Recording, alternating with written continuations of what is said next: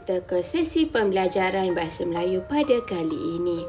Okey, baiklah. Di hari ini, di bawah unit 18 iaitu Hebatnya Inovasi, kita akan masih menggunakan tajuk Wah Mudahnya iaitu tajuk di dalam buku teks. Walaupun begitu, pada hari ini kita akan menggunakan buku aktiviti sahaja. Jadi pada hari ini kita gunakan buku aktiviti muka surat 38 dan juga 39. Dah bersedia dengan buku aktiviti masing-masing, jom kita teruskan. Okey, baiklah, untuk hari ini objektif pembelajaran yang kita akan perlu capai adalah murid dapat membina ayat berdasarkan gambar dan frasa dengan betul. Jadi pada hari ini kita nak membuat latihan bagaimana untuk bina ayat berdasarkan gambar yang diberi dan juga frasa ataupun perkataan yang diberi. Okey, jom kita teruskan dengan latihan kita. Okey, yang pertama sekali kita akan gunakan buku aktiviti muka surat 38. Jadi semua bersedia dengan buku aktiviti muka surat 38. Okey, arahan dia adalah susun dan tulis perkataan menjadi ayat yang lengkap. Jadi awak perlu susun balik perkataan yang diberi dan tulis kembali menjadi ayat yang lengkap dan betul. Okey, kita tengok nombor 1 di dalam gambar nombor 1 ada sebuah mesin dan juga sebiji durian yang sedang dibuka. Okey, baiklah kita tengok perkataan yang diberi. Dia menggunakan, dia ada durian, ada ayah, inovasi dan juga pengopek. Okey, tips yang pertama untuk menyusun kembali perkataan menjadi ayat yang betul. Okey, perkataan yang pertama yang kita perlu tulis, perlulah sebuah perkataan yang mempunyai huruf besar di hadapannya. Ataupun yang kedua, kita pilih di mana perkataan yang menunjukkan seseorang, orang ataupun subjek. Okey, kalau di dalam kelima-lima perkataan ni, perkataan yang mempunyai huruf besar adalah perkataan ayah. Jadi perkataan ayah ni akan berada nombor 1 di hadapan. Jadi tuliskan ayah.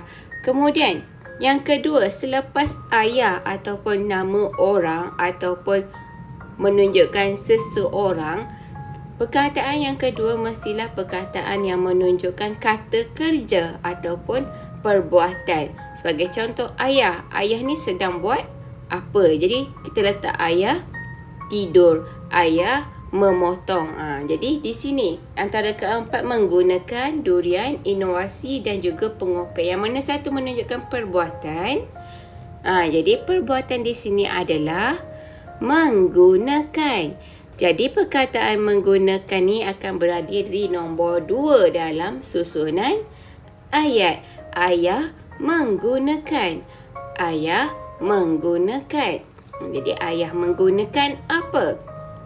Ayah menggunakan, ini adalah gambar sebuah mesin membuka durian. Jadi ayah menggunakan pengopek. Jadi pengopek ni adalah nama mesin tersebut. Pengopek berada di nombor 3. Ayah menggunakan pengopek. Jadi pengopek apa? Dia nak kopek apa ni? Dia nak kopek durian. Jadi dia nak membuka durian. Jadi durian ni berada di nombor 4. Dan yang terakhir sekali, inovasi ni berada di nombor 5. Jadi sudah lengkaplah ayat kita di nombor 1 iaitu ayah menggunakan pengopek durian, inovasi. Jangan dilupakan di akhir ayat mesti letakkan tanda noktah. Wajib tahu menggunakan tanda noktah. Okey, dah lengkap nombor 1, kita tengok nombor 2. Nombor 2 kita ada pemerah, Pak Cik Zubir, mesin, santan kelapa, menggunakan. Okey, yang pertama sekali tips cikgu tadi, kita mesti cari nak perkataan yang mempunyai huruf besar di hadapan dia. Okey, jadi Pak Cik Zubir ni adalah perkataan yang mempunyai huruf besar di hadapan dia. Dan kita lihat juga Pak Cik Zubir ni adalah merupakan nama orang. Jadi dia adalah menunjukkan subjek. Jadi dia berada di nombor 1. Pakcik Zubir, nama orang. Okey. Selepas nama orang tadi, cikgu kata kita cari perkataan yang menunjukkan perbuatan ataupun kata kerja. Kita ada pemerah, mesin, santan kelapa, menggunakan. Jadi Pakcik Zubir dia sedang buat apa? Dia sedang menggunakan. Jadi menggunakan ni adalah nombor 2. Awak tuliskan nombor 2 supaya awak ingat. Yang mana satu nombor 1, nombor 2. Pakcik Zubir menggunakan. Okey, menggunakan. Dia sedang gunakan apa? Pemerah, mesin, santan kelapa. Pakcik Zubir menggunakan, mestilah kita ada mesin dahulu. Mesin ni nombor 3. Ini adalah mesin untuk apa? Untuk memerah santan kelapa. Jadi pemerah dulu, nombor 4. Dan yang terakhir santan kelapa nombor 5. Kita tengok. Pakcik Zubir menggunakan mesin, pemerah, santan kelapa. Jadi jangan lupa di akhir ayat kita letakkan tanda nokta. Okey, itu sahaja cara untuk menyusun ayat. Mudah sahaja kan? Okey, kalau begitu, cikgu nak awak lakukan sendiri latihan. Ada nombor 3.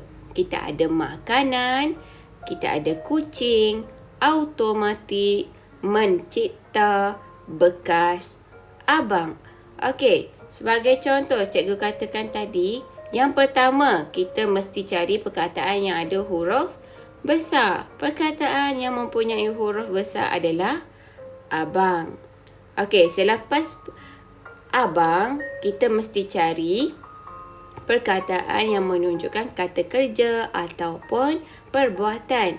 Makanan, kucing, automatik, mencipta, bekas. Okey, jadi mencipta ni adalah perbuatan.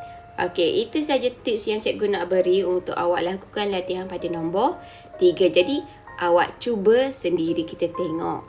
Nanti awak boleh lakukan ataupun tidak. Okey, dah siap muka surat 38. Kita pergi ke muka surat 39. Okey, yang ini adalah di tahap yang lebih tinggi. Di mana awak perlu cipta sendiri perkataan yang terlintas di fikiran awak. Jadi arahan dia, bina dan tulis ayat berdasarkan gambar. Jadi yang pertama sekali, perkataan ayat yang diberi adalah Ibu Kalang suka menanam pokok bunga. Itu adalah tips yang dibagi pada awak. Ibu Kalang suka menanam pokok bunga.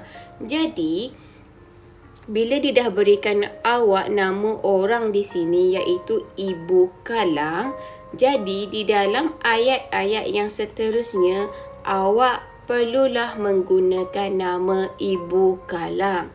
Tidak boleh gunakan nama orang lain. Hanya gunakan nama Ibu Kalang sahaja. Okey, sebagai contoh, dalam gambar kita ada 3 buah pasu bunga. Ada bunga dan ada tali yang diperbuat daripada botol. Jadi, perkataan yang diberi adalah mencipta pasu bunga unik. Jadi, kalau dalam muka surat 38 tadi cikgu katakan di depan ayat kita perlu menggunakan nama orang ataupun subjek. Okey, seseorang. Jadi, yang pertama sekali Ibu Kalang ni awak perlu letakkan di hadapan sekali. Ibu Kalang. Selepas nama orang, kita perlu letakkan perbuatan, nama perbuatan. Jadi di sini dia telah berikan awak perkataan mencipta. Jadi Ibu Kalang mencipta. Dia Ibu Kalang mencipta. Jadi dia mencipta pasu bunga unik. Okey, kalau awak tuliskan Ibu Kalang mencipta pasu bunga unik, ayat itu menjadi terlalu pendek. Jadi awak tambah sedikit 3 buah pasu bunga unik. Dia ada 1, 2, 3. Jadi ayat yang paling sesuai, Ibu Kalang mencipta 3 buah pasu bunga unik. Jangan lupa letakkan tanda nokta. Okey, kalau tengok di sini, Ibu Kalang ini adalah nama orang. Kemudian yang kedua, kita letakkan perbuatan ataupun kata kerja. Okey, tu dah siap nombor 1. Kemudian yang kedua, kita ada perkataan menggunakan bahan terbuang. Kalau tengok dalam gambar, dia ada gunting, ada botol, benang ataupun tali. Jadi yang pertama sekali, untuk kita membina ayat, kita letakkan nama orang, iaitu Ibu Kalang. Ibu Kalang sedang menggunakan bahan terbuang. Okey, jadi yang menggunakan ini kita letakkan di perkataan yang kedua. Jadi ayat yang dah cikgu bina untuk awak, dah cipta untuk awak adalah Ibu Kalang menggunakan bahan terbuang seperti, awak hanya perlu tambahkan seperti gunting, tanda koma jangan lupa, gunting, botol dan tali, dan juga tanda nokta di akhir ayat. Kalau tak nak gunakan tali, awak pilih perkataan benang. Jadi Ibu Kalang menggunakan bahan terbuang seperti gunting, botol dan benang.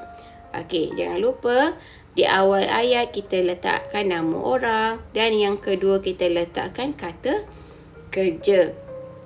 Okey, kita teruskan lagi dengan nombor 3.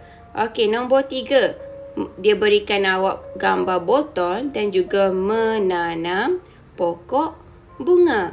Okey, jadi yang pertama sekali kita ambilkan nama Ibu Kalang. Jadi Ibu Kalang berada di depan. Dan menanam ini adalah kata kerja. Jadi kita lihat apa ayat yang sesuai yang boleh dibina. Ibu Kalang menanam pokok bunga ke dalam pasu itu. Jadi kalau tadi Ibu Kalang dia mencipta pasu menggunakan botol, kali ini Ibu Kalang dia menanam pokok bunga ke dalam pasu itu. Jangan dilupakan letakkan tanda nokta. Okey. Yang seterusnya nombor 4. Nombor 4 seperti biasa, awak letakkan nama Ibu Kalang. Selepas Ibu Kalang, perbuatannya adalah dia menggantung.